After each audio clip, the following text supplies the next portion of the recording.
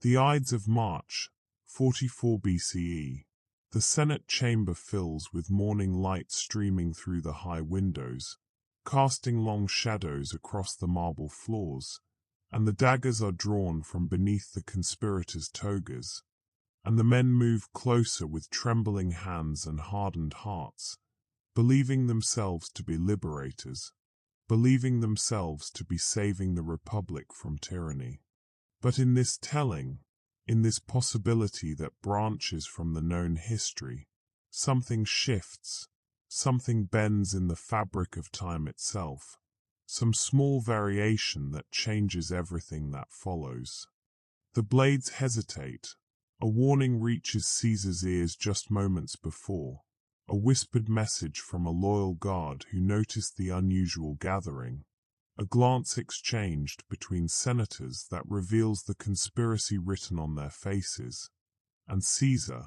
whose military instincts remain sharp even in the civilian setting of the Senate, sees the danger and responds.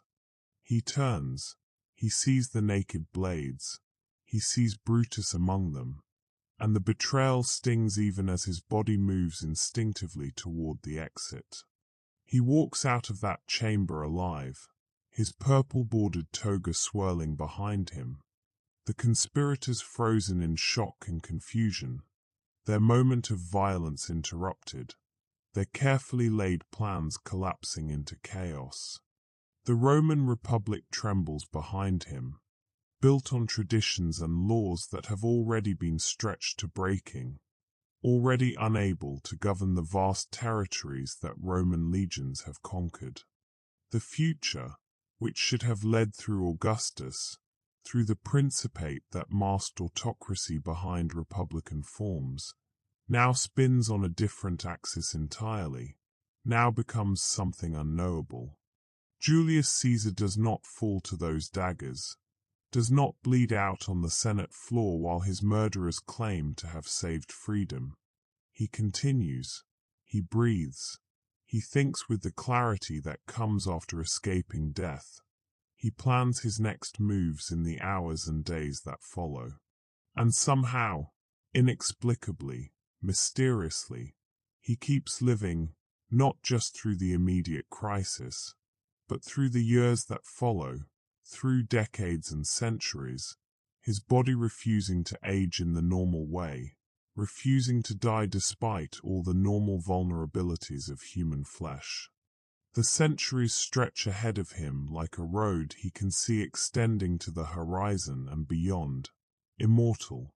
unchanging in ways that defy nature and reason, watching as Rome rises higher and transforms under his guidance and eventually must adapt to a changing world, watching as the civilization he helped build becomes something he never imagined in those early years when he was merely an ambitious general and politician. This is the story of that endless life, that impossible continuation, a journey through more than 2,000 years of history with the man who should have died on the Ides of March but didn't,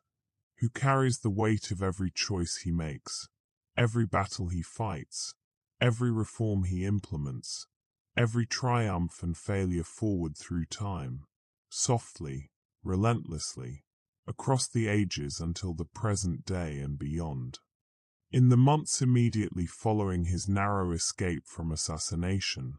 Caesar moves with the precision and speed that characterized his military campaigns in Gaul, understanding that hesitation means death, that his enemies will regroup and try again if given the opportunity. He knows, with the certainty born of long experience in Roman politics, that the Republic cannot survive in its current form, cannot continue to function with competing generals commanding personal armies, with senators putting faction above state, with the machinery of government designed for a city-state trying to administer an empire spanning 3 continents. So he acts with decisive swiftness but also with careful calculation, dismantling the opposition not through the mass executions and proscriptions that will mark the triumvirate period in our timeline, but with a more subtle approach born of his desire to heal rather than deepen Rome's wounds.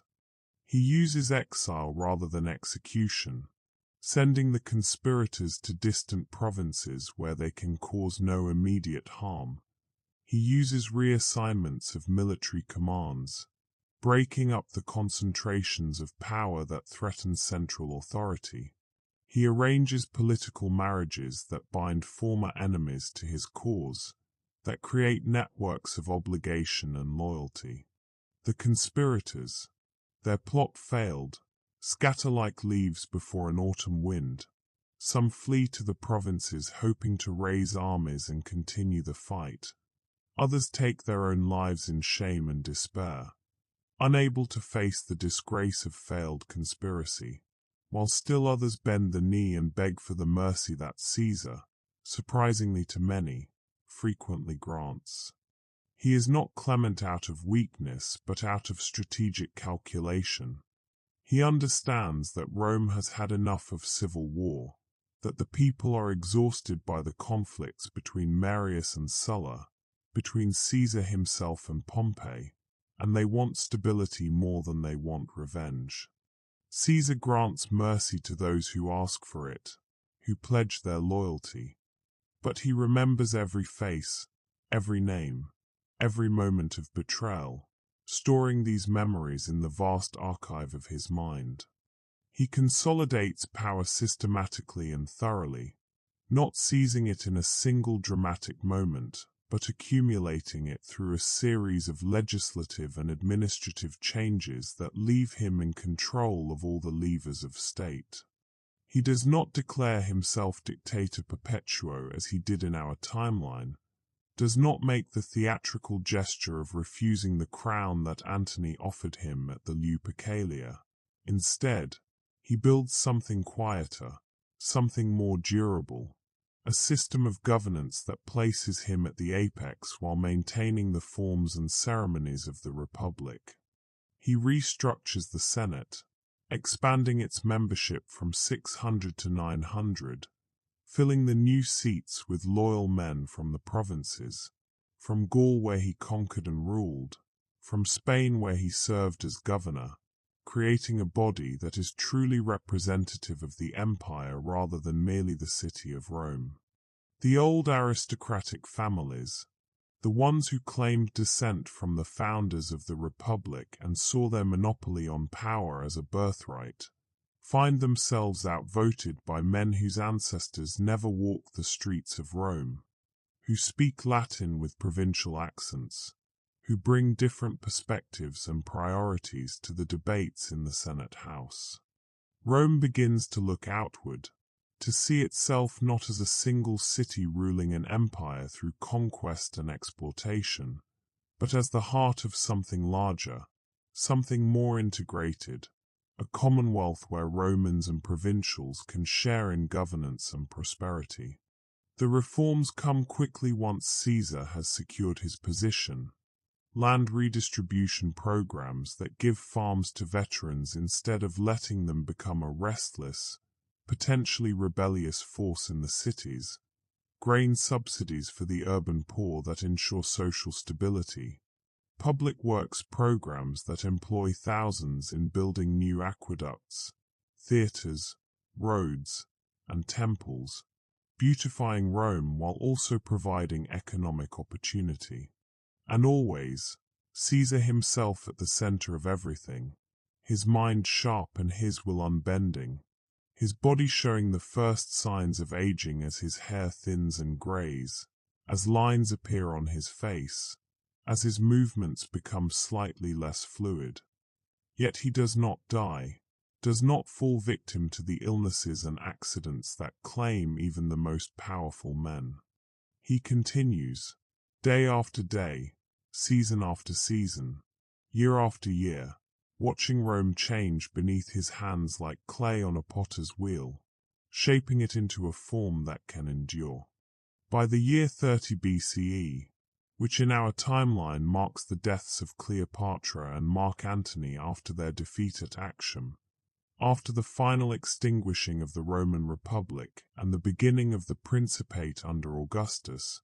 The world in this timeline looks profoundly different from what history remembers. Caesar has lived for 14 more years beyond the point where he should have died, and in that time, with the single-minded focus and endless energy that characterized his earlier career, he has transformed the Republic into something new, something that historians in later centuries will struggle to name and categorize. Not quite an empire in the traditional sense, not quite a republic in the way that Rome understood the term, but rather a hybrid system, an evolved form that takes elements from both traditions and creates something unprecedented. The Senate retains symbolic power and ceremonial importance, still meets in its ancient chamber, still debates and votes on legislation, but real authority, the actual power to command armies and set policy and administer justice, flows through a network of appointed governors and military commanders who answer only to Caesar himself, who serve at his pleasure and can be removed at his word. Cleopatra, who in our timeline took her own life rather than be paraded through Rome in Octavian's triumph, who died from the bite of an asp according to legend, remains alive and powerful in Alexandria, still ruling Egypt as its queen, still trading grain and gold and papyrus for Roman protection and favorable trade terms. Their relationship, which in our timeline was both political and romantic, in this timeline remains purely strategic, a partnership between two rulers who understand power in all its forms, who respect each other's intelligence and capability, who see the value in cooperation over the conquest that would subordinate Egypt entirely to Roman rule. They meet occasionally, Caesar traveling to Alexandria or Cleopatra sailing to Rome, and they discuss matters of state with the careful formality of allies who are not quite friends but are certainly not enemies. Egypt becomes Rome's partner rather than its province, maintaining independence while contributing to the larger Mediterranean system that Rome organizes and defends. The Great Library at Alexandria continues to flourish and expand, acquiring scrolls and texts from across the known world, becoming truly the repository of human knowledge that its founders envisioned. Roman engineers collaborate with Egyptian architects on projects that blend the traditions of both civilizations. Knowledge flows in both directions across the Mediterranean, creating a cultural synthesis that enriches both societies. And Caesar, who has now lived through more history than most men could imagine, watches his former lieutenant Mark Antony grow older with the normal passage of time, watches him command legions in the east with competence though not brilliance, watches him age from the vigorous general into a graying veteran, while Caesar himself seems to slow in his aging, to pause in a kind of perpetual middle age that observers begin to notice and comment upon. The first whispers begin to circulate through Roman society. Quiet conversations in the baths and the forums, nervous speculation in the senatorial cloakrooms, soldiers noticing that the general they followed through the campaigns in Gaul, who should now be in his 60s and showing his age, looks much the same as he did 20 years before, his hair still mostly dark, his posture still erect, his eyes still bright with intelligence and will. Cortes mark the way he never seems to sicken with the fevers and ailments that periodically sweep through Rome, never seems to weaken, never seems to move toward the decline that should come with advancing years. Some call it the favor of the gods, evidence that Jupiter himself protects Rome's greatest leader, that the divine powers that supposedly guided Rome's rise have chosen Caesar as their instrument. Others, more fearful, more superstitious, whisper darker explanations involving sorcery and unnatural bargains, though none dare speak such things aloud where they might be overheard and reported. The years turn into decades with the steady, relentless rhythm of the seasons, spring following winter following autumn following summer in the eternal cycle.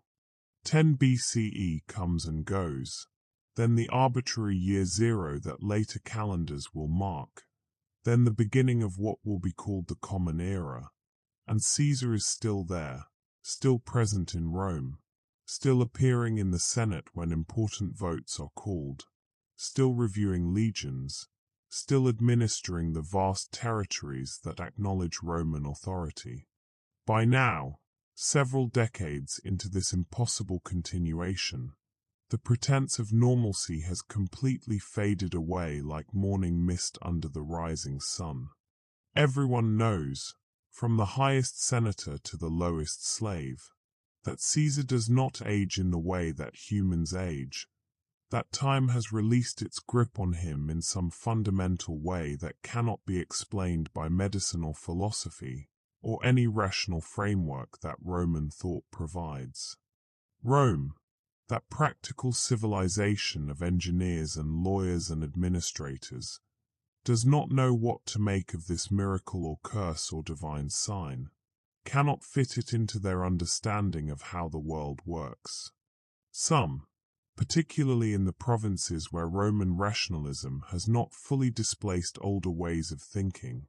worship him openly. Temples spring up dedicated to Caesar Divinus, the divine Caesar, not as a metaphor or an honorific, but as a literal god walking among mortals,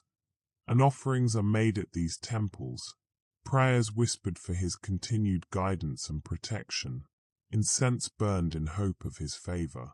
Others, particularly among the old senatorial families whose power has been reduced to shadow and ceremony, fear him with a terror that goes beyond political opposition.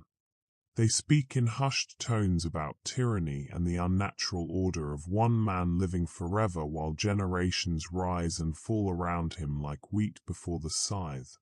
about the wrongness of immortality in a mortal world, about the way his endless presence prevents the natural succession of power that should allow new leaders to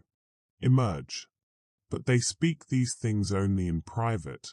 only to trusted family members, because to speak openly against Caesar is to invite exile or worse, and besides, what can opposition accomplish against a man who simply will not die? Caesar himself, carrying the weight of decades now, begins to grow quieter, more contemplative, less given to the public speeches and dramatic gestures that marked his earlier career. He has watched his beloved daughter Julia die in childbirth, the same event that in our timeline helped trigger the breakdown between him and Pompey. He has watched his closest friends age and die and be mourned and eventually be forgotten by all but him. He has seen his enemies outlived, and their children outlived,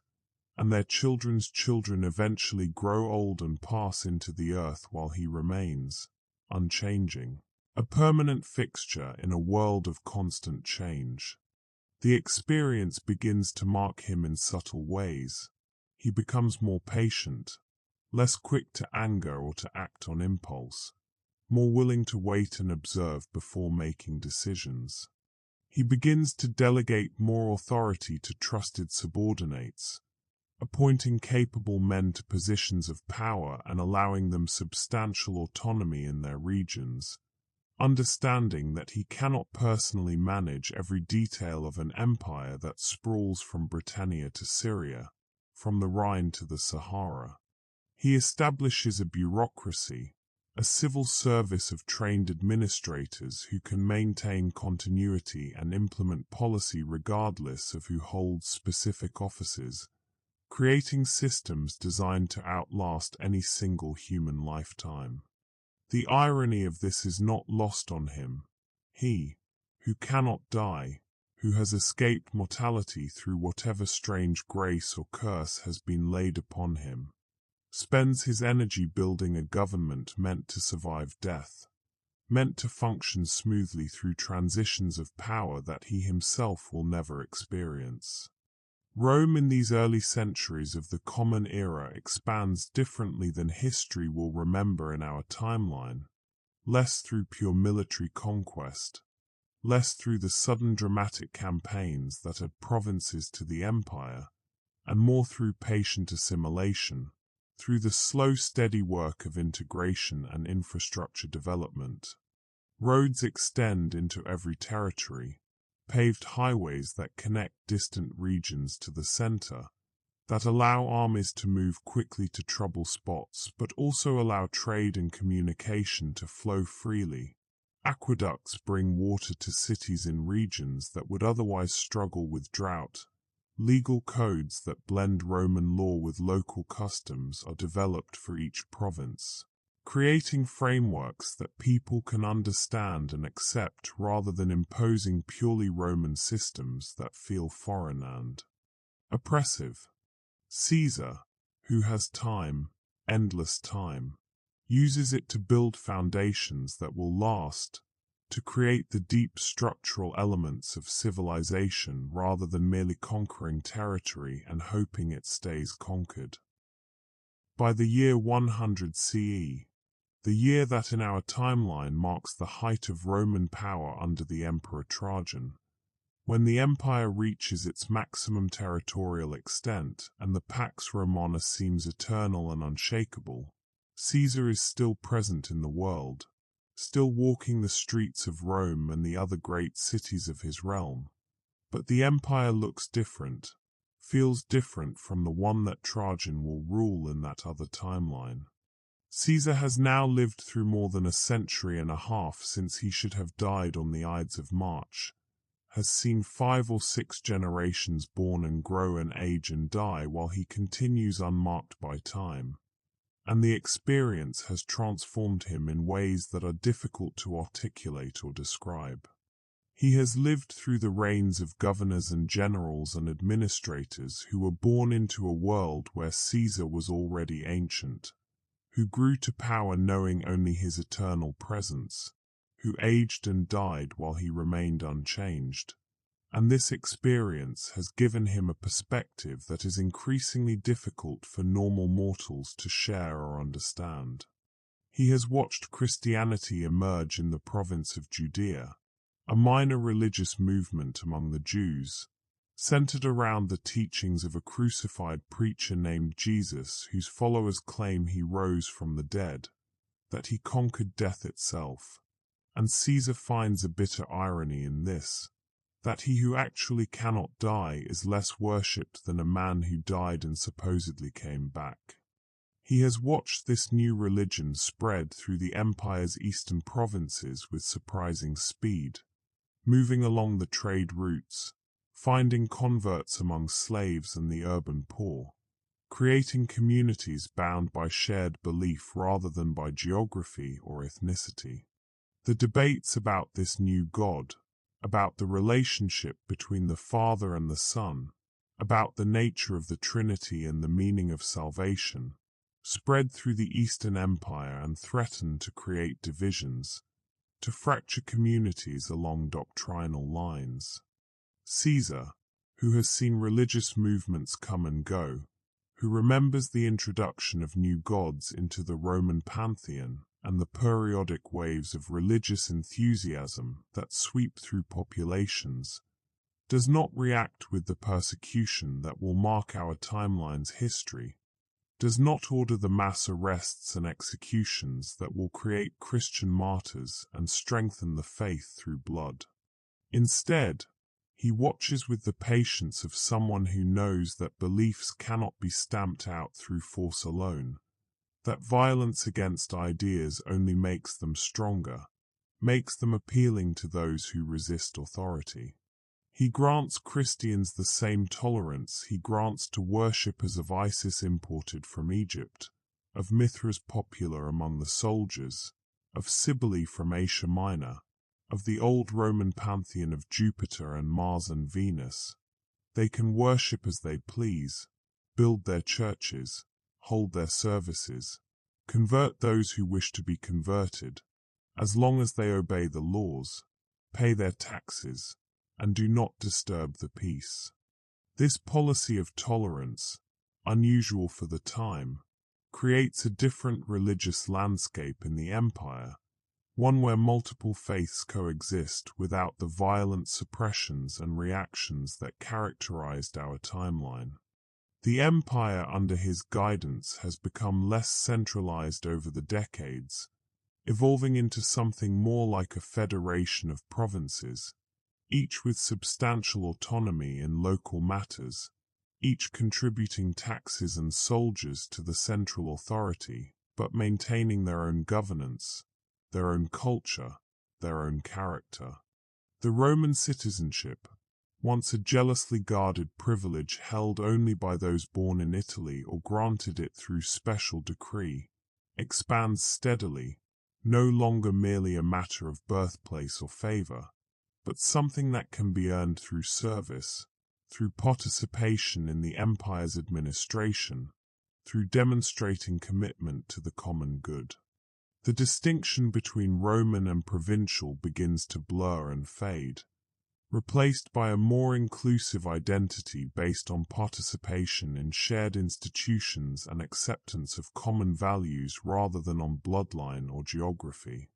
And Caesar moves between the cities of his realm, spending years in Rome where he maintains his primary residence, then decades in Alexandria where he works with the scholars and studies the ancient Egyptian texts, then extended periods in Anch, in the rebuilt Carthage which has risen from the ashes of Scipio's destruction, in the new settlements along the Rhine and Danube where Roman civilization pushes up against the Germanic tribes. He cannot die, cannot escape the burden of his immortality, but he can travel, can immerse himself in different cultures and languages and perspectives, can try to understand the full scope of the civilization he has created, can attempt to hold together this vast multicultural entity through personal presence,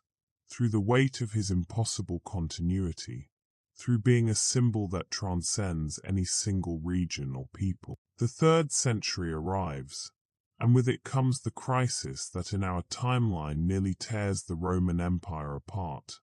A 50-year period of civil war and foreign invasion and economic collapse that will see dozens of emperors rise and fall, that will almost break the empire into separate pieces. But in this timeline, with Caesar still present and watchful and wielding the authority that comes from centuries of leadership, the crisis unfolds differently, its worst effects blunted and managed through the accumulated wisdom of a man who has now lived for nearly 300 years. He has seen civil wars before, back in his mortal life when he was merely human and ambitious. He fought in one, commanded legions against the forces of Pompey and the Senate, won a victory that reshaped the Republic and made possible everything that followed. He recognizes the signs of coming instability with the insight that only prolonged experience can bring, the currency debased and losing value, more bronze and less silver in each coin as successive administrations try to stretch limited resources, inflation eroding the purchasing power of salaries and savings, the legions restless on the frontiers, soldiers more loyal to their generals who pay them than to the distant central authority, ambitious men rising in the provinces, building personal followings, positioning themselves to seize power if the opportunity presents itself. And he acts to prevent the worst outcomes, not with the vigor and energy of his youth, for even immortality brings a kind of weariness, a fatigue that comes not from physical exhaustion but from having seen and done everything too many times, but with the accumulated wisdom of centuries, with the patient long-term thinking that comes from knowing he will be here to see the consequences of today's decisions decades or centuries from now. He decentralizes the currency system, a radical move that goes against Roman instincts towards central control, allowing provinces to mint their own coins backed by local resources and local economies, creating a more flexible monetary system that can adapt to regional conditions rather than imposing one-size-fits-all policies from Rome. He rotates military commanders frequently, never allowing any single general to build the kind of long-term loyalty among troops that breeds thoughts of rebellion, ensuring that legions serve the empire rather than individual leaders. He reinforces the frontiers not with massive fixed walls like Hadrian's Wall in our timeline, but with buffer states, allied kingdoms who receive Roman support and protection in exchange for serving as cushions between the empire proper and the barbarian tribes beyond, creating zones of gradual transition rather than hard boundaries. The empire contracts slightly under his guidance, a strategic withdrawal from positions that have become indefensible or unprofitable. Dacia, conquered by Trajan in our timeline, is abandoned in this one. The legions pulled back to more defensible positions along the Danube, the resources required to hold that province judged better spent elsewhere. Some of the eastern provinces are granted independence, transformed from Roman territories into allied kingdoms bound by defensive treaties and trade agreements rather than by direct rule. And through all of this, through the crisis and the changes and the constant adjustments required to keep a vast multicultural empire functioning, Caesar endures with the permanence of a mountain, his face now etched with a sadness that no sculptor can quite capture in marble or bronze, his eyes holding depths of experience and memory that frighten those who meet his gaze directly and see in them the weight of centuries. He has lived for 300 years since he should have died, has accumulated more history than any human was meant to carry, has forgotten what it feels like to fear death in any immediate sense,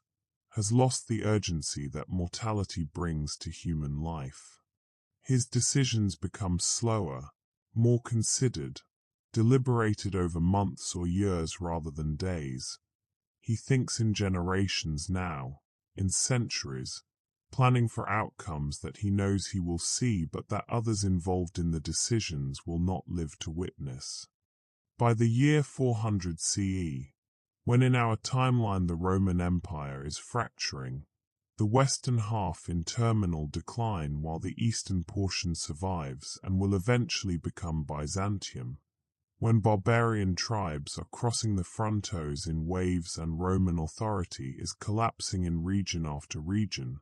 Caesar makes a choice that fundamentally alters the trajectory of his civilization. He moves the capital, transfers the seat of imperial power from Rome, the Eternal City, the place where his story began so many centuries ago,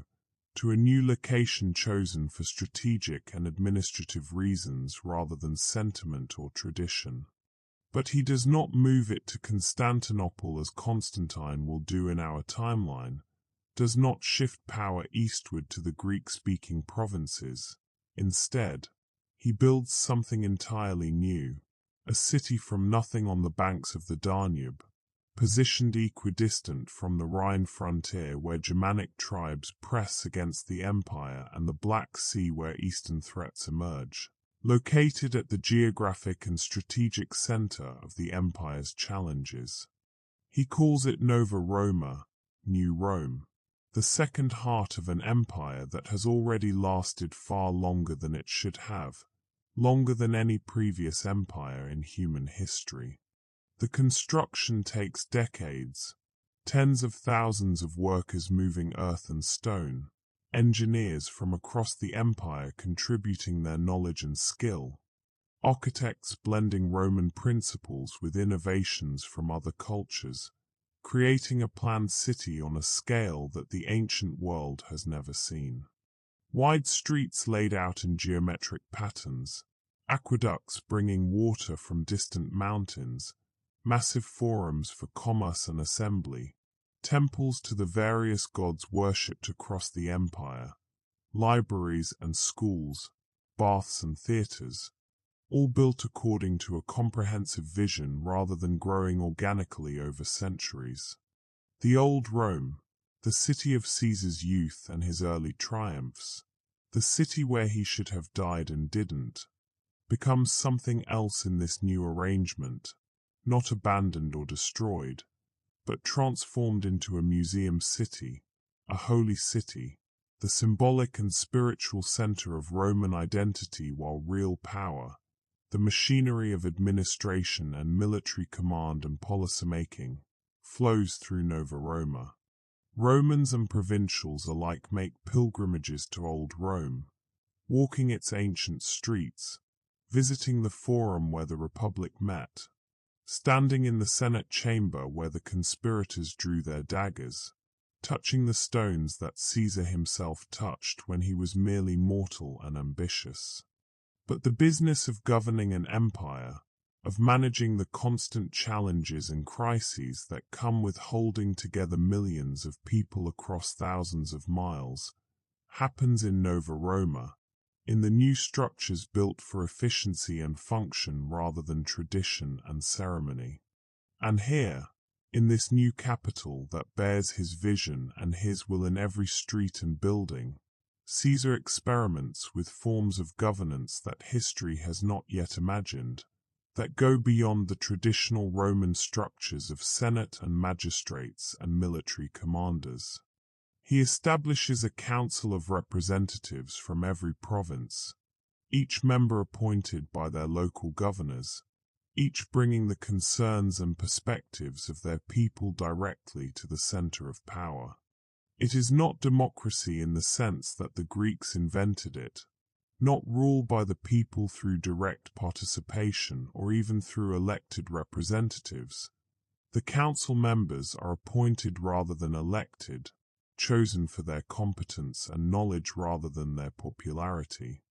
But it is something more flexible and responsive than pure autocracy, something that allows local voices to shape imperial policy, that creates channels for communication and influence that run both directions rather than only from the center outward.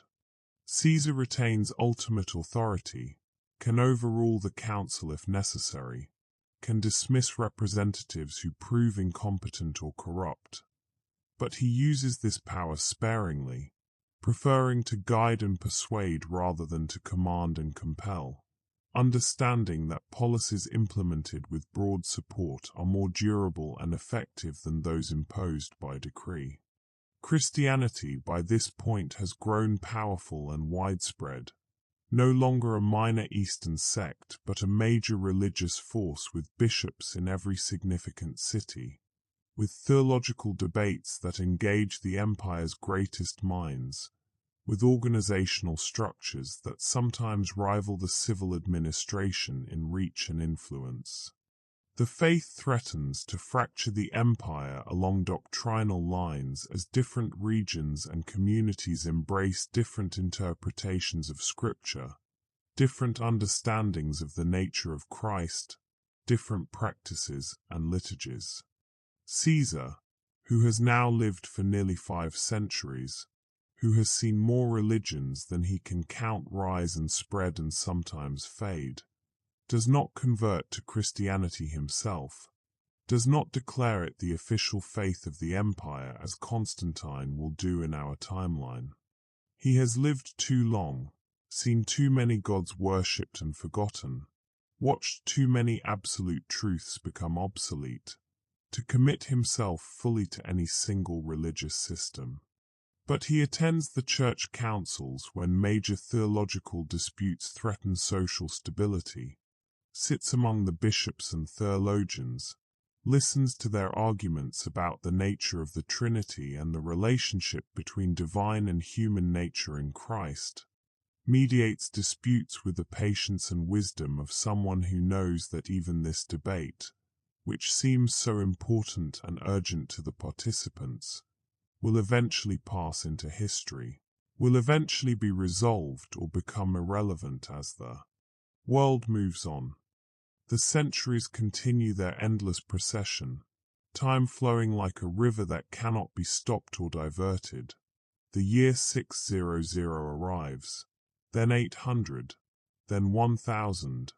dates that mark millennia and centuries in arbitrary systems of counting. And through all of it, Caesar is still there, still present, though his role has shifted gradually, almost imperceptibly, from active ruler to advisor, from commander to symbol, from the man who makes decisions to the man whose presence and counsel shape the decisions that others make. The empire has evolved over these centuries into something that historians will struggle to classify and name when they look back on this period. Neither the Rome of the original Caesars, nor the Byzantine continuation that will emerge in our timeline, but a third path, a different possibility, a political entity that adapts and changes and survives through flexibility rather than rigid adherence to tradition. Regional kingdoms have emerged within the larger imperial framework. Germanic rulers who acknowledge Caesar's overlordship and pay tribute and contribute soldiers to common defense, but who govern their own territories according to their own customs and laws. These kingdoms are not rebellious provinces breaking away, but rather autonomous regions within a commonwealth. Parts of a whole that is defined more by shared interests and mutual defense than by direct administrative control from the center. Islamic caliphates rise in Arabia and spread westward as they will in our timeline, but the interaction with Roman territories plays out differently, becomes less about conquest and more about negotiation, because Caesar understands diplomacy and the arts of peace as well as he understands war. There are clashes at the borders, battles and skirmishes as the two civilizations test each other's strength and will.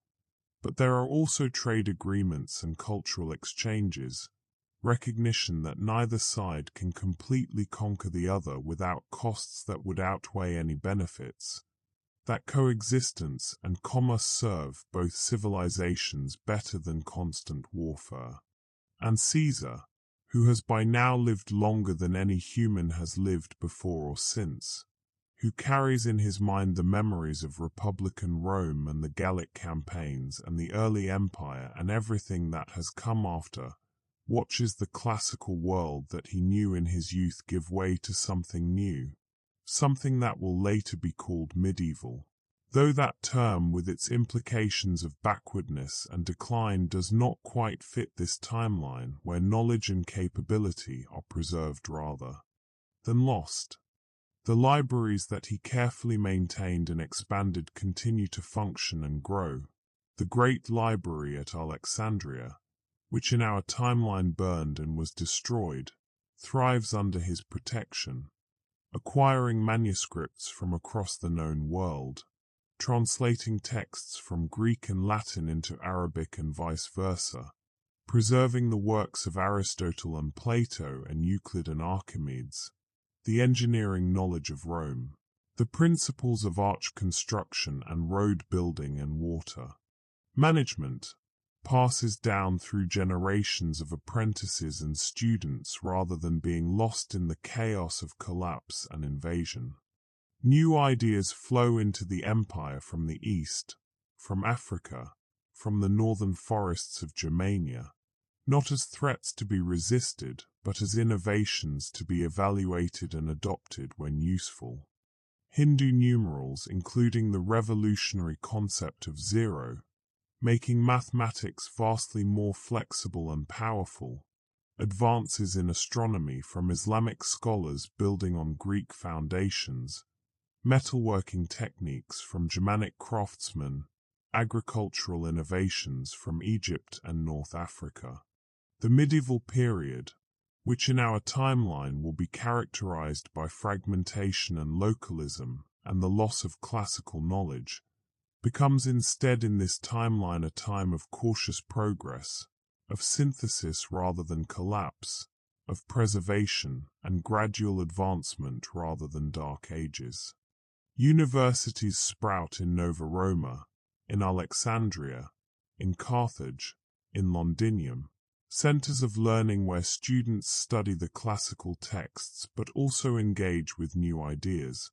where monks and secular scholars copy manuscripts and debate philosophy and correspond across the thousands of miles of Roman roads that Caesar maintains with the same obsessive attention to infrastructure that marked his earlier centuries. He appears at important moments, his presence still commanding attention and respect even though he no longer governs directly, arbitrating disputes between regional kings, attending the coronations of rulers who will govern subject kingdoms, blessing new construction projects with his presence, offering counsel to governors and bishops and generals who seek his wisdom. And people have stopped questioning his immortality, stopped trying to explain it or understand it. He is simply Caesar Eternus, the eternal Caesar, the permanent fixture in a changing world,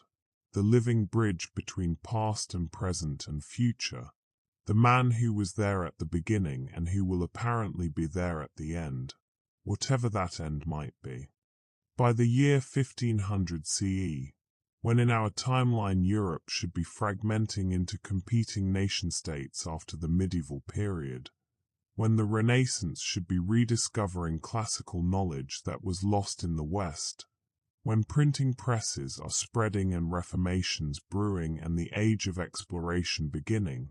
the world under Caesar's distant but persistent guidance looks profoundly different from the Europe that history remembers. The knowledge was never lost here, the continuity never broken, so there is no need for rebirth or renaissance, only the steady evolution and advancement that comes when civilization maintains itself across centuries without collapse. The printing press arrives as it must, as technology develops and innovations spread, and Caesar sees its potential immediately, recognizes it with the insight of someone who understands communication and propaganda and the power of the written word. He remembers writing his own commentaries on the Gallic War so many centuries ago, remembers using written accounts to shape public opinion in Rome, to justify his actions and build his political support, and he sees how this new technology will amplify those capabilities beyond anything the ancient world could have imagined. He encourages the spread of printing presses across the empire, funds the establishment of printing houses in every major city, ensures that books flow freely across the territories under his influence, that knowledge can be copied and distributed far more efficiently than the slow hand copying of manuscripts in monasteries and scriptoria. The Reformation, the religious upheaval that in our timeline tears Christianity apart and leads to centuries of religious warfare across Europe, becomes instead a series of councils and debates and theological compromises in this timeline where Caesar still lives and still exerts influence. He has no patience for religious war by this point in his immortal existence, having lived through too many conflicts, having seen too much blood spilled over doctrinal differences that seem less important from the perspective of centuries. He has learned that belief cannot be enforced through violence without breeding resentment that festers across generations, without creating wounds that refuse to heal and that eventually tear societies apart. So when Martin Luther nails his theses to the church door, when theological disputes about indulgences and justification and the authority of Scripture threaten to split the church, Caesar intervenes, not as a Christian himself, but as the secular authority who can force both sides to come together, to talk, to negotiate, to find accommodation. He convenes councils where Protestant reformers and Catholic bishops debate theology, where scholars examine scriptures and tradition, where compromises are hammered out that allow for diversity of belief and practice within an overarching framework of shared Christianity. It is not perfect, not satisfying to the purists on either side who want total victory for their interpretation, but it prevents the wars of religion, prevents the massacres and the persecution, prevents the hardening of positions that makes peace impossible. The empire by this point is less a unified state and more a framework within which different regions and peoples cooperate, a legal system that provides common standards and dispute resolution, a monetary system that facilitates trade across thousands of miles, a defensive alliance that protects member regions from external threats, a cultural identity that people across vast territories share even as they maintain their local customs and languages. From Britannia to Syria, from the coast of North Africa to the Danube Basin and beyond, people identify as Roman in some sense, participate in Roman institutions, accept the general authority of the framework that Caesar has built and maintained. But they also maintain their local identities, their regional kingdoms and duchies, their own traditions that have developed over the centuries since Roman legions first arrived in their territories. And Caesar, who has by now lived for more than 1,500 years, who has accumulated more experience and memory than any mind was designed to hold, is ancient in ways that transcend normal aging, his consciousness holding layers of history that most people cannot begin to comprehend. His mind has adapted to immortality over the centuries, has developed ways to store and organize and retrieve memories across millennia, but the experience has changed him fundamentally, has made him something other than human even as his body remains recognizably mortal in form.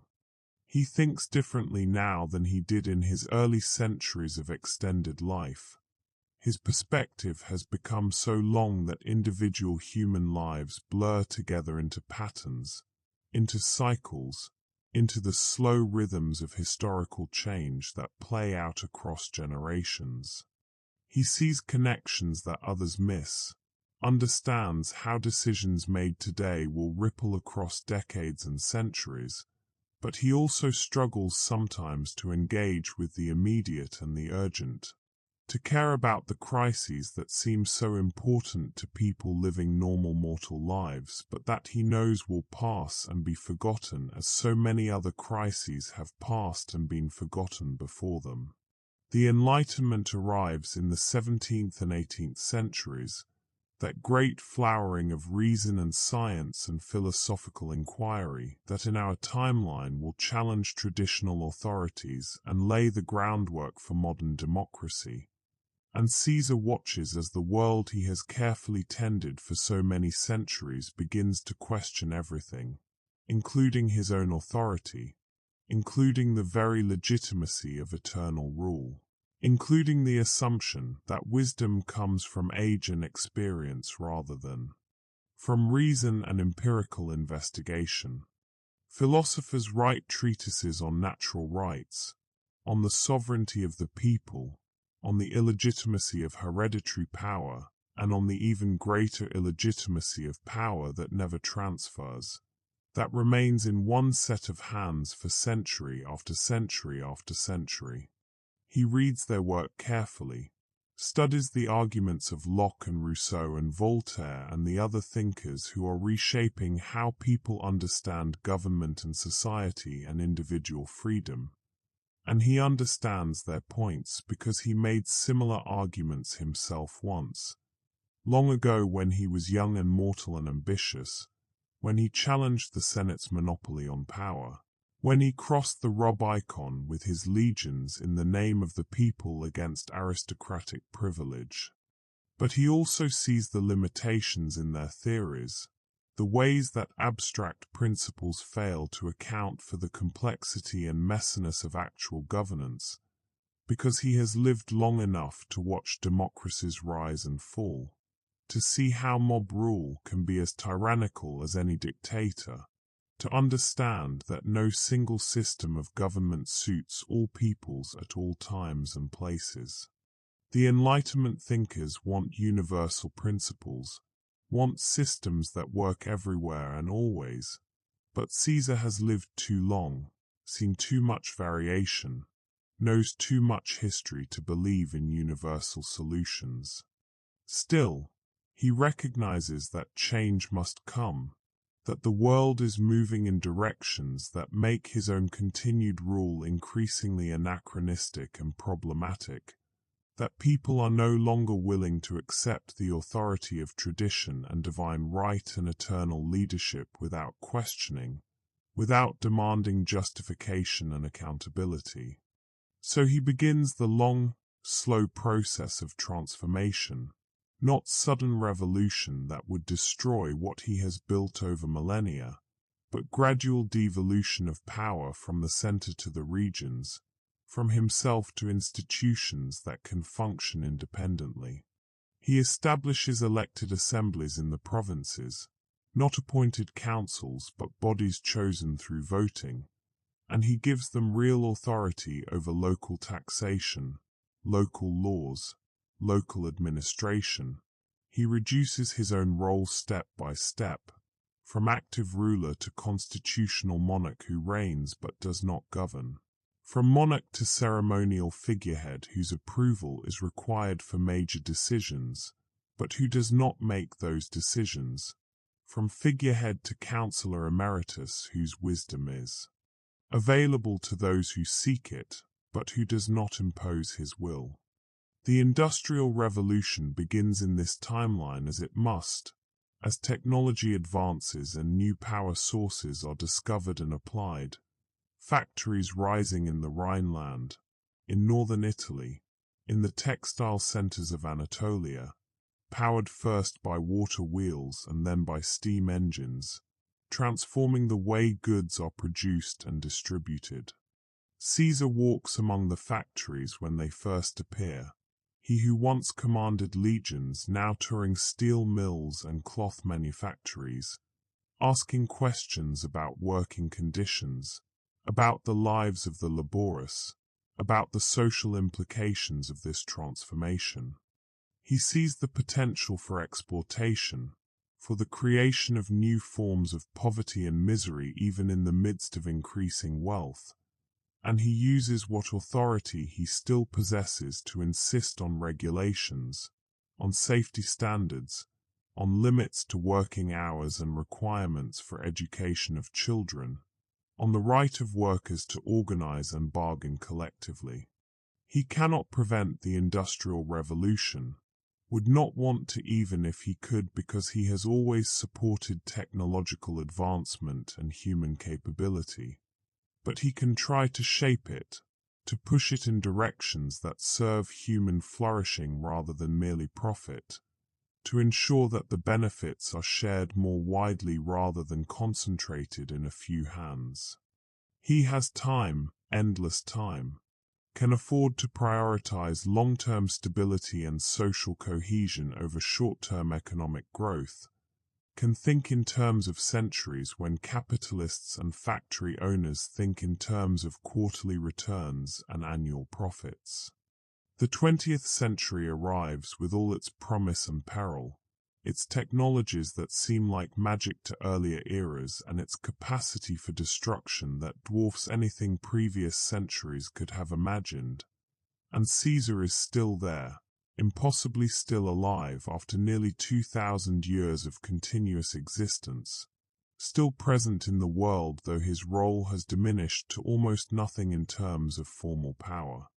The tensions that lead to world war in our timeline exist here as well. Nationalisms arising as people identify more with their ethnic and linguistic groups than with the broader imperial framework. Imperial rivalries as different regions compete for resources and influence and prestige. Ideological clashes between emerging political philosophies of capitalism and socialism and fascism. But the framework of Roman continuity, weakened and attenuated though it has become over the centuries, still provides mechanisms for conflict resolution, still offers alternatives to total war, still creates space for negotiation and compromise that prevent the worst outcomes. Regional disputes flare and sometimes escalate into violence. Colonial competition in Africa and Asia creates friction between European powers. Tensions between those who embrace liberal democracy and those who prefer authoritarian control threaten to tear societies apart. But the catastrophic mechanized slaughter of total war, the trenches of the Somme, the Holocaust, the atomic bombs, these do not happen in this timeline, or happen in diminished form, because Caesar has spent 2,000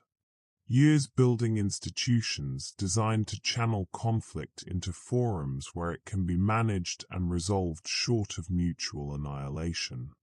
He appears at the League of Nations when it forms after the more limited conflicts of the early 20th century, appears at the United Nations when it succeeds the League, an old man now by choice rather than necessity,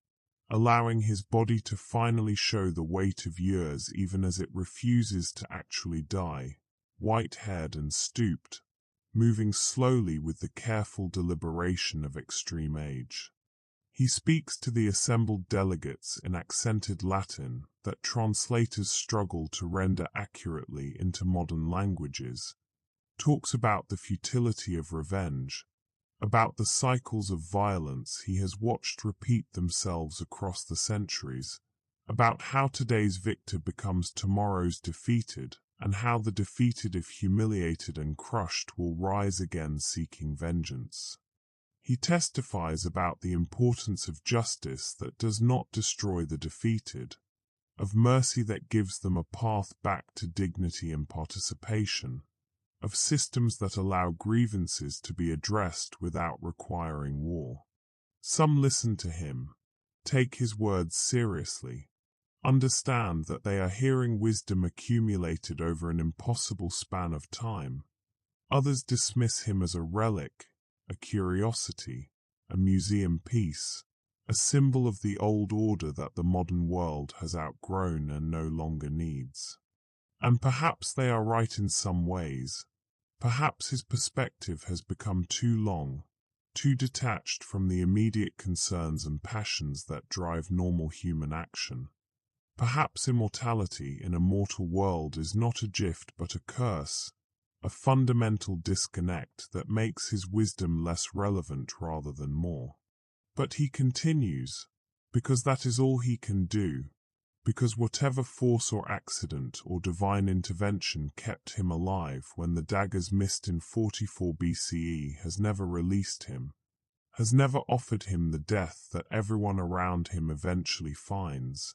has never allowed him to rest from the burden of endless consciousness and endless memory. The digital age arrives with startling speed, with transformations that compress decades of change into years, years into months, computers evolving from room-sized machines to devices that fit in pockets, the internet connecting billions of people across the planet, information flowing at speeds that would have seemed impossible even to the last century, let alone to someone who remembers the ancient world. Caesar learns to use email, learns to navigate websites, learns to engage with this new realm of digital communication. He has always adapted to new technologies, from the printing press to the telegraph to the telephone, and this is simply another step in that endless process of adaptation. He maintains a presence online, not as a political leader because he has divested himself of formal power, but as a historian and commentator, someone who can offer perspectives that span not just decades but millennia. He writes essays about current events, about political crises and economic challenges and social transformations, always placing them in the context of history, always pointing out the parallels with previous eras, always noting that the current crisis, which seems so unique and urgent to those living through it, echoes crises that came before and will echo in crises that come after. Some people think it's a performance, an elaborate act, an account maintained by a committee of historians who use Caesar's name for publicity and attention. Others believe that it really is him, that the man who should have died 2,000 years ago really does still walk the earth, really does write these essays and record these videos, really does offer this impossible continuity between the ancient world and the present. The Roman framework that he built and maintained for so long has evolved in this timeline into something resembling what the European Union might have been if it had been constructed over 2 millennia instead of 2 generations, a confederation of sovereign nation-states, each independent in their internal affairs but bound together by common institutions, by shared economic systems, by cultural ties that run deeper than any formal treaties or agreements. A common currency facilitates trade across thousands of miles. Legal frameworks derived ultimately from Roman law provide familiar principles even as each nation adapts them to local circumstances. Universities maintain exchanges and collaborations across borders.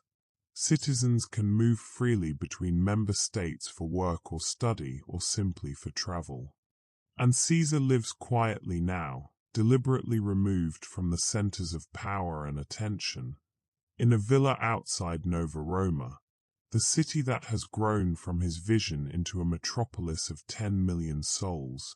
a truly global city where people from every continent and culture mix and interact. He gardens in his free time, grows olives and grapes and figs, the same crops he knew as a boy in Italy so long ago that the memory feels more like something he read in a book than something he actually experienced. He walks in the countryside, hikes in the hills, sits by streams and watches the water flow past just as the Tiber flowed when he was young and mortal and had no idea that his life would extend across millennia. He receives visitors sometimes, scholars who want to interview him about the distant past, students working on historical dissertations who need primary sources and find in him a primary source unlike any other. Political leaders who seek his counsel on difficult decisions even though he holds no formal authority and cannot compel anyone to follow his advice. In the early 21st century, as the world grapples with climate change and resource depletion and the fundamental tension between economic growth and environmental sustainability, Caesar offers testimony before international bodies and environmental conferences, speaks about the long view that his impossible lifespan has given him, about the patterns he has observed across centuries and millennia. He speaks about how the Sahara was green when he was young, not the desert that people know today, but a fertile region with lakes and rivers and grasslands that supported substantial populations. He was there during the transition, watched it happen over centuries, saw the gradual desiccation as rainfall patterns shifted and the desert expanded, and he understood too late that human activity, deforestation and overgrazing and poor land management, accelerated the natural process, turned what might have been a slow change into a relatively rapid collapse. He talks about the forests of Lebanon, the great cedar forests that provided timber for ships and buildings across the ancient Mediterranean, forests so vast and dense that ancient writers described them with awe. He remembers them in their original extent, remembers watching them get cut down steadily over the centuries, remembers the erosion that followed deforestation as rainfall washed away the topsoil that tree roots had held in place, remembers the rivers that used to flow clear, becoming muddy torrents after storms and then drying up entirely as the land's ability to hold water diminished. He has lived the consequences of short-term thinking, of prioritizing immediate needs over long-term sustainability, has watched fertile regions turn to wastelands, has seen coastlines change as sea levels rose and fell, has understood in ways that no climate model can quite capture because no model has 2,000 years of direct observation, the long-term cumulative effects of human impact on the environment. And so he advocates with the passion of someone who has seen disaster unfold in slow motion, who knows that the patterns repeat, that today's choices determine tomorrow's reality in ways that people living normal lifespans struggle to fully grasp. He advocates not for abandoning technology or returning to some romanticized primitive past, but for thinking in longer timeframes, for building institutions that can maintain continuity and enforce sustainability across generations, for valuing stability and regeneration over the constant pursuit of growth that depletes resources faster than they can replenish. Some listen to him, take his warnings seriously, implement policies that reflect long-term thinking. Others ignore him, assume that someone who has lived so impossibly long cannot understand the urgency of the present moment, cannot grasp that the modern world moves faster than any previous era, that problems that developed over centuries might need to be solved in decades or years if catastrophe is to be avoided. But Caesar, who has seen urgency before, who has lived through countless crises that seemed existential at the time, but that humanity survived and moved beyond, maintains that the truly urgent task is precisely to slow down, to resist the pressure for immediate solutions and quick fixes, to build systems that can function sustainably across the long time spans that he has learned to think in. He remembers when the world moved slowly, when change unfolded across generations rather than years, when people expected that their grandchildren would live much as they themselves lived. And he knows, even though he cannot prove it in any way that satisfies modern analytical frameworks, that the world will slow again eventually, that the current frenetic pace of change is temporary, that the long patterns of history reassert themselves no matter how much any particular era believes it has. Broken free from historical constraints, he walks the streets of Nova Roma on quiet evenings when the crowds have thinned and the day's business has concluded, walks through this city that did not exist in his original timeline, that sprang from his decision in the year 400 CE to move the capital to a more defensible and strategic location, that has grown and evolved and rebuilt itself dozens of times over the 16 centuries since while he remained constant, the only truly permanent fixture in a landscape of continuous change. The buildings are modern now, reflecting contemporary architecture and technology, glass and steel rising in elegant towers, solar panels covering every available roof surface, vertical gardens cascading down building faces bringing greenery into the urban environment. The Danube flowing past just as it did when he first chose this site, the river unchanging in its basic character even as everything around it has transformed. And he sees people everywhere, thousands of them, millions in the metropolitan area, living lives that would be unrecognizable in almost every detail to the Romans of his youth, to the citizens of the Republic who worried about grain supplies and voted in the Forum and watched gladiatorial games. They carry devices in their pockets that connect them instantly to all recorded human knowledge, to entertainment and communication and commerce. They live longer, healthier lives than the citizens of ancient Rome could have imagined, with medicine that can cure diseases that were death sentences in earlier eras, with food security that most people in history could not have dreamed of. They travel in hours to distances that took him months by ship and on horseback, crossing continents and oceans as casually as he once crossed from Rome to Ostia. The material conditions of life have changed beyond recognition. And yet, The fundamental patterns of human existence remain strangely familiar to him. They fall in love, experience the same emotions that he remembers from his own youth,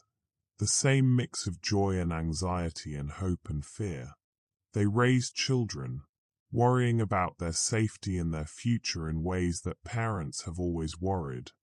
They compete for status and recognition, form alliances and rivalries, create factions and parties and interest groups just as Romans did in the Senate and the Forum. They create art and music and stories,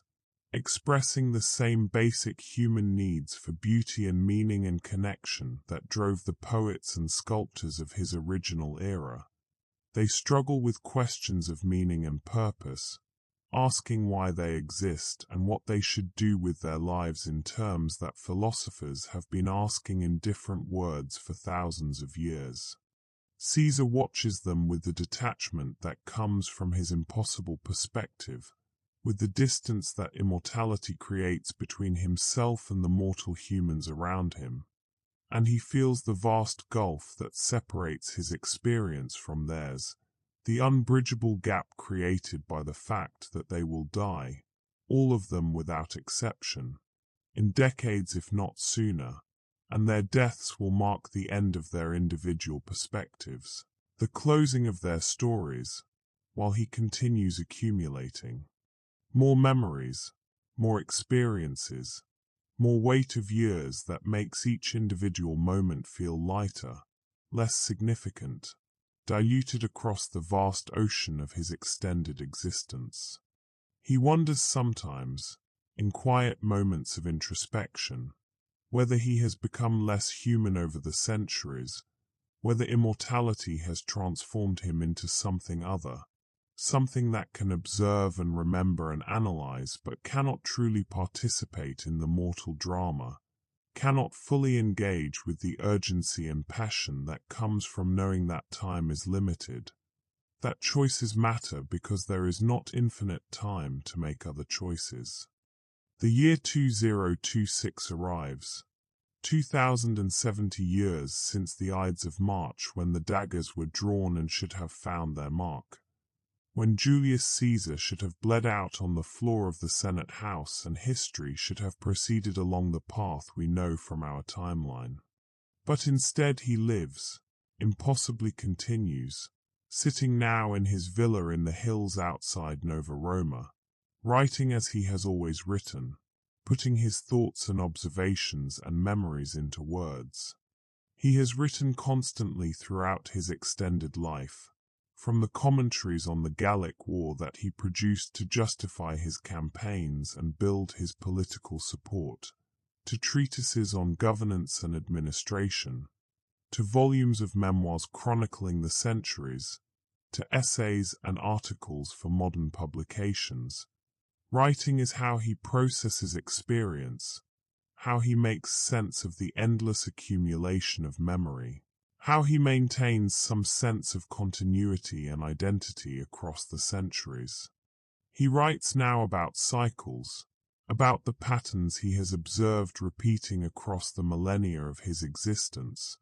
patterns that emerge when you have the perspective to see history not as a series of unique events, but as recurring themes playing out with different actors and different contexts, but underlying similarities that suggest something fundamental about human nature and human societies. The rise of new religions offering hope and meaning to people who feel lost in vast impersonal systems. He has watched Christianity emerge and spread, watched Islam arise and transform vast regions, watched countless smaller religious movements come and go, and he sees the pattern, understands what needs these movements fill, why they attract followers, why some endure while others fade. The consolidation of empires as successful states expand and incorporate their neighbors,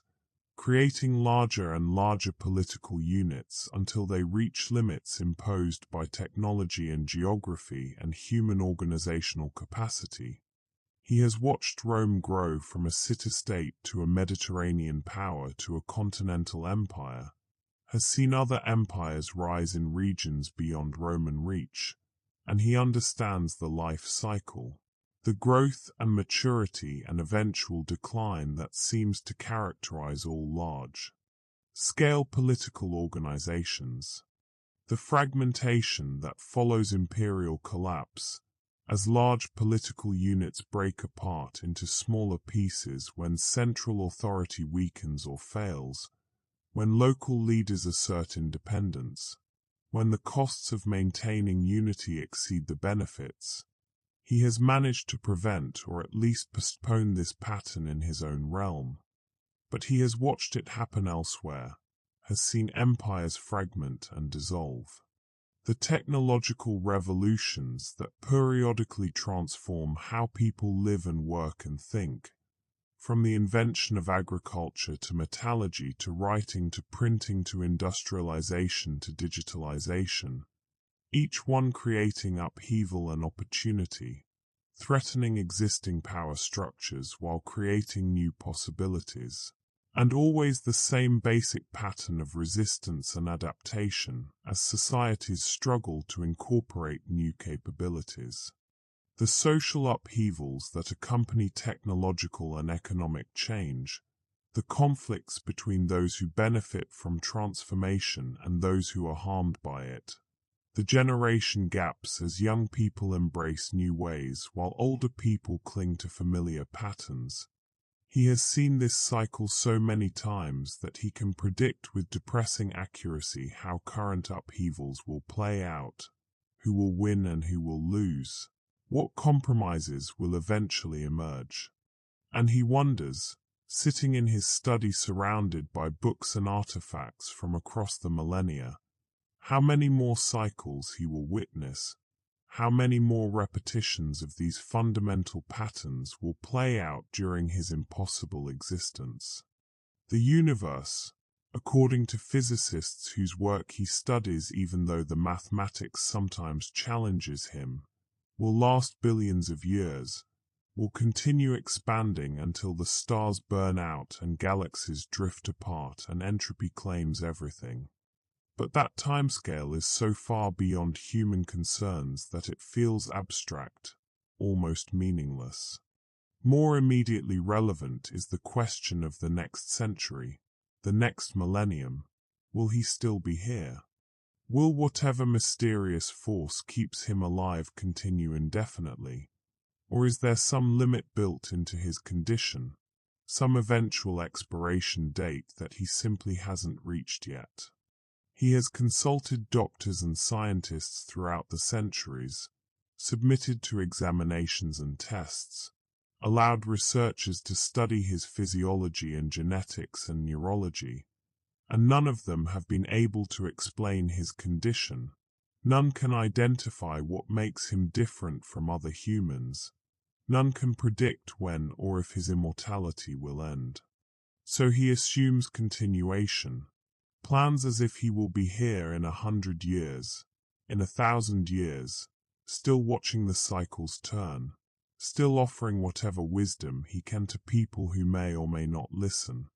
who may or may not be able to hear what he is trying to tell them across the gulf that separates his experience from theirs. At night, when the city quiets and the activity of the day fades away, when the streets empty and the lights dim and the constant hum of urban life softens to a whisper, Caesar sometimes walks alone through the darkness, not followed by guards or attended by servants, but simply alone with his thoughts and his memories. He walks along the riverbank, listening to the eternal sound of water flowing past,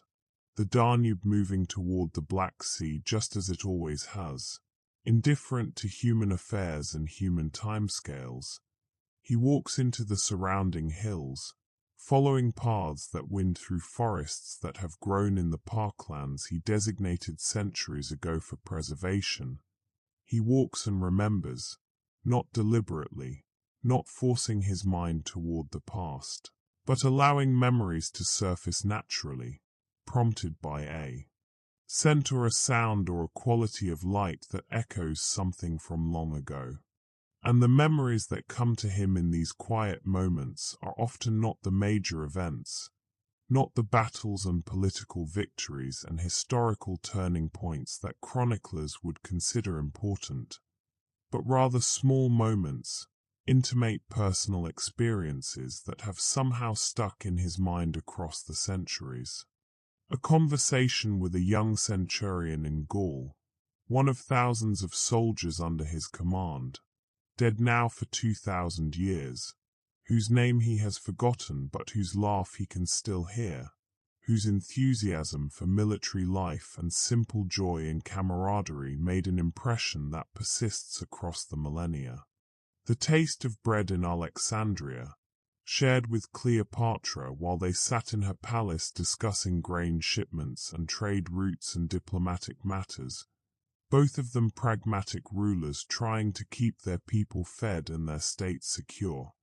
And the bread was fresh and warm, and somehow that sensory memory remains more vivid than the details of whatever policy they discussed. The weight of his daughter Julia's hand in his as they walked through the Forum Romanum when she was a child, before she died in childbirth, before he lost her to the same mortality that he somehow escaped, and he can still feel that small hand in his, can still remember her voice asking questions about the buildings and statues around them.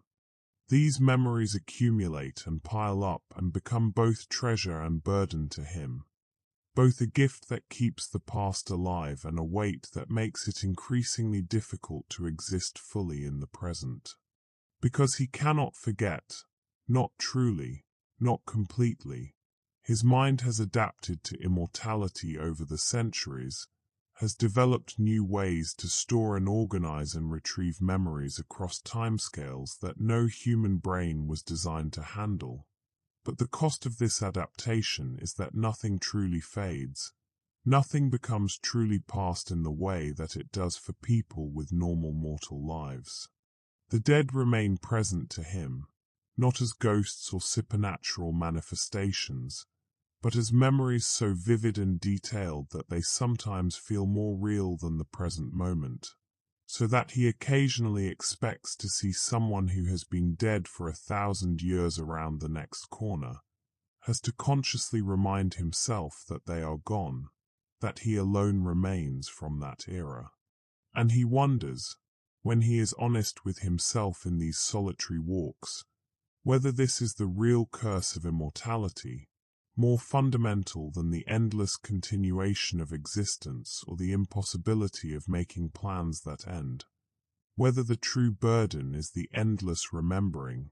the inability to leave the past behind and exist fully in the present moment. The way that every experience is colored by memories of similar experiences from previous centuries, making it impossible to encounter anything as truly new or fresh. There are others in the modern world who seek immortality, who view death as a problem to be solved rather than an inevitability to be accepted. Scientists working on life extension technologies, billionaires funding research into the biology of aging, transhumanists who believe that consciousness can be uploaded into computers or that bodies can be enhanced to live indefinitely. They sometimes seek him out, these longevity researchers and life extension advocates, coming to his villa with questions and requests, asking for his secret, his method, whatever trick or technique allows him to continue living after more than 2,000 years. And he disappoints them, every time, because he has no secret to share, no method to teach, no reproducible technique that they could apply to their own lives or to others. He simply did not die when he should have died. The daggers were aimed at his heart and somehow missed or were deflected, and in that moment something in the fabric of reality decided or allowed or randomly determined that he would continue, and he has been continuing ever since without understanding why or how. He has no control over his condition, cannot teach it to others, cannot even explain it to himself in any satisfying way. The scientists take samples when he allows it, drawing blood and taking tissue biopsies and collecting genetic material, running every test that modern medicine and biology can devise, and they find nothing unusual, nothing that distinguishes his cells or DNA or physiology from any other human. His cells age normally when examined in culture, showing the same signs of senescence that other human cells show. His DNA has no special markers, no unusual genes, no modifications that would explain his condition. His organs and systems function like those of a healthy middle-aged man, but there is nothing to indicate why they continue functioning century after century instead of eventually failing as all other human bodies fail. It is a complete mystery to the scientists who study him, as much a mystery as it is to him, and their inability to find any physical explanation frustrates them because science is supposed to explain things, supposed to identify mechanisms and causes, supposed to make the mysterious comprehensible. Some of the scientists and researchers who come to him think it must be divine intervention, that gods or God or whatever transcendent forces might exist have chosen him for some purpose,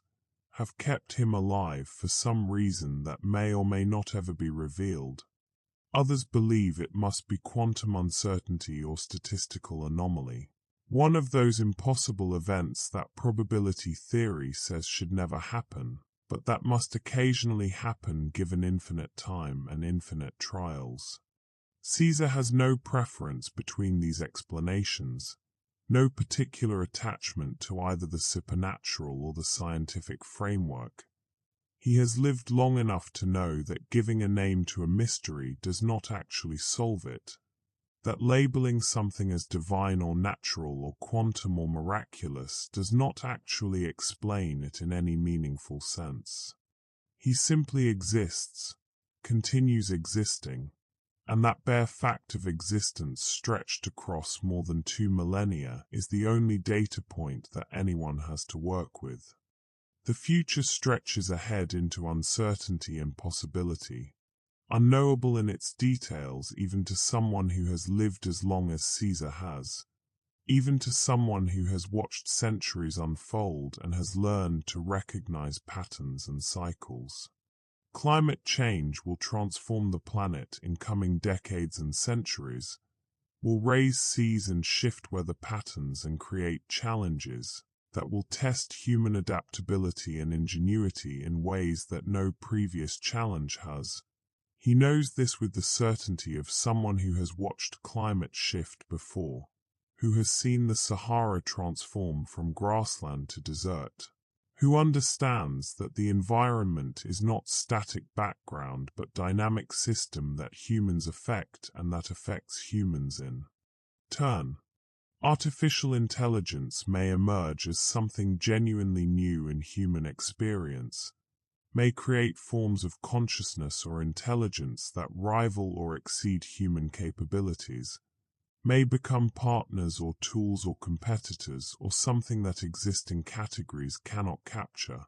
He watches the development of AI with interest and some concern,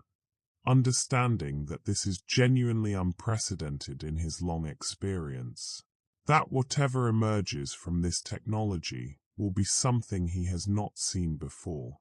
Humanity may reach beyond Earth and establish permanent presence on other worlds, on Mars or the moons of Jupiter or in orbital habitats, spreading into the solar system and eventually perhaps beyond, making his Mediterranean empire seem tiny and provincial in comparison. Or humanity may fail to make that leap, may remain confined to Earth and eventually face the limitations and fragility that come with having all of civilization on a single planet. The human species may transcend its current biological limitations through genetic engineering or cybernetic enhancement or other technologies not yet imagined, may transform itself into something post-human, or may reject such transformations, may choose to remain fundamentally biological and mortal even as the capability for enhancement exists. Caesar does not know which of these possibilities will actualize, cannot predict the future with any confidence despite his long experience, because the future remains genuinely open, full of branching paths and uncertain choices. Every moment splits into possibilities, only one of which becomes real while the others fade into the realm of might have been. And he has learned over the centuries that the path actually taken is often not the one that seemed most likely. That history is full of surprises and unexpected turns that no amount of experience and wisdom can fully anticipate. But whatever future unfolds, whichever of the many possibilities becomes actual, he will see it, will witness it, will be there to observe and remember and try to understand. And perhaps, he sometimes thinks in his more philosophical moments,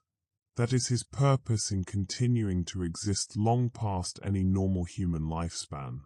not to rule or guide or shape events, because his direct influence has diminished to almost nothing, but simply to remember, to serve as living continuity, as the bridge between past and present and future. He is memory made flesh, a chronicle that breathes and walks and watches, carrying forward the accumulated experience and wisdom and folly of more than 2,000 years of human civilization, available to anyone who wants to learn from that experience, offering perspective that no one else can offer because no one else has lived through so much time. In his villa, surrounded by books and artifacts collected across the centuries, Caesar keeps certain objects that hold particular meaning for him, touchstones that connect him to different eras of his long existence.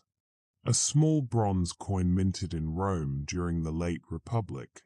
stamped with his own profile from when he was still mortal, when he was merely an ambitious politician and general, when death was something he could imagine happening to him. He holds this coin sometimes, feels the weight of it in his palm, the worn surface smoothed by 2,000 years of handling,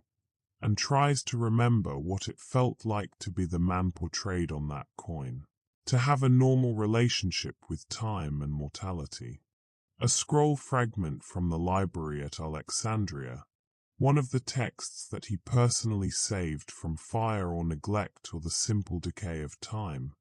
preserving knowledge that might otherwise have been lost. He unrolls it carefully, reads the ancient Greek with the ease of someone who learned the language so long ago that he cannot remember not knowing it, and connects across the centuries to the scholars who wrote these words and who have been dead for millennia. A letter from Cleopatra written in her own hand,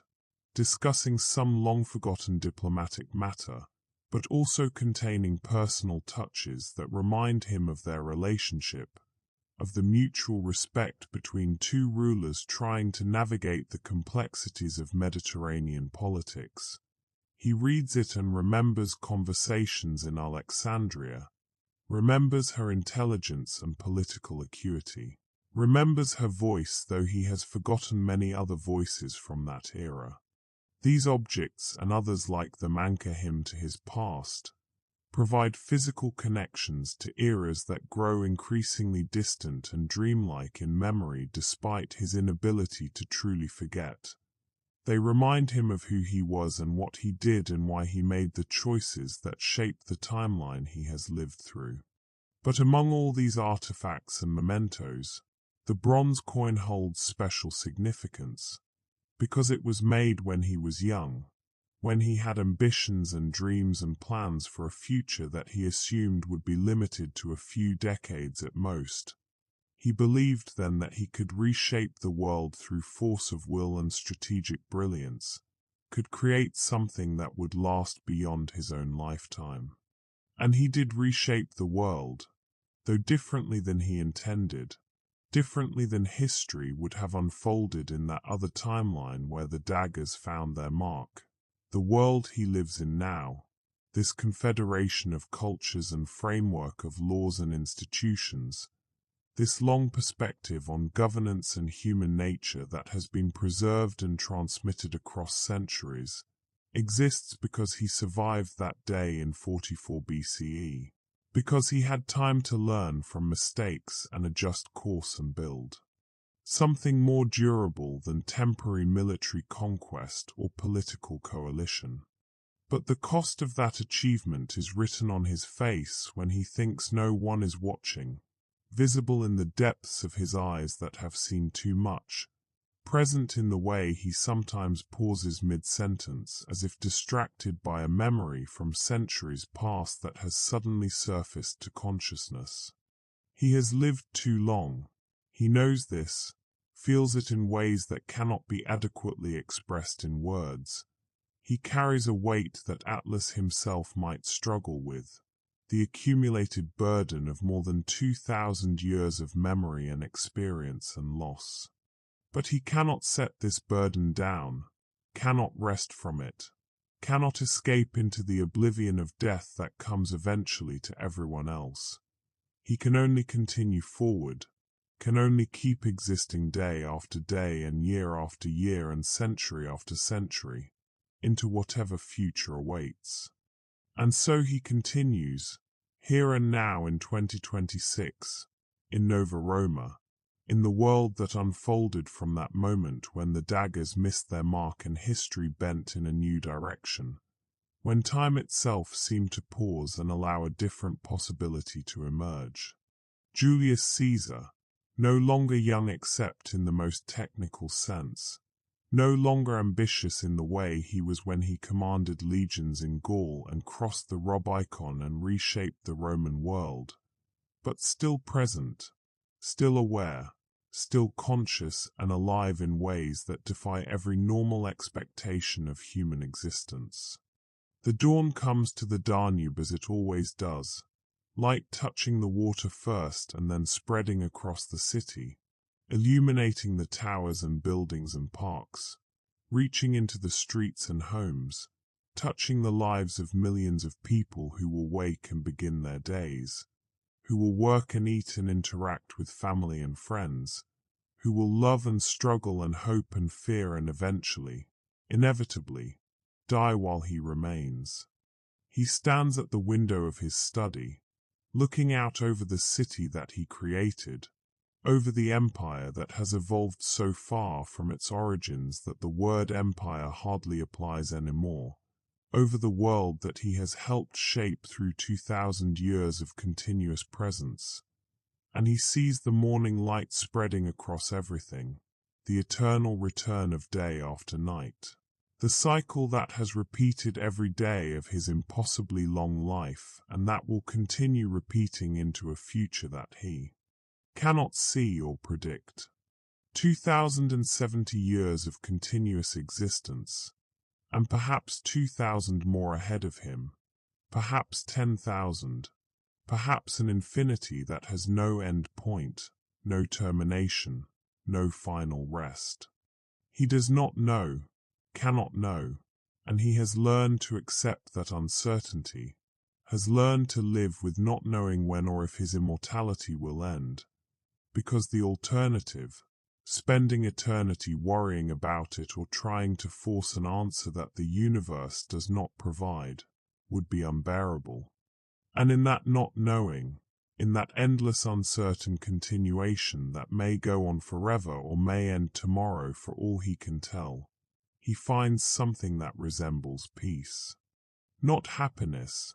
That would be too much to ask, too much to expect from a life stretched so far beyond its natural span that it has become something other than a normal human life. Happiness requires the ability to forget, to move past loss, to immerse oneself fully in the present moment without the weight of accumulated memory. And he lost that ability centuries ago if he ever truly had it. But peace, a quiet acceptance of what is rather than what might have been, a letting go of the need to control or understand or justify everything, a willingness to simply continue because continuing is what he does, what he has always done since that day when he walked out of the Senate chamber alive. This he can achieve, this he can hold on to. The world continues turning beneath his feet. Time flows forward like the Danube outside his window, and Caesar, eternal and weary and impossibly alive, watching the light spread across the city and the people beginning their days below, turns from the window at last and begins another day, another year, another century in the long twilight of his immortal existence, carrying forward the past into an unknown future, a living bridge between what was and what is and what might yet be.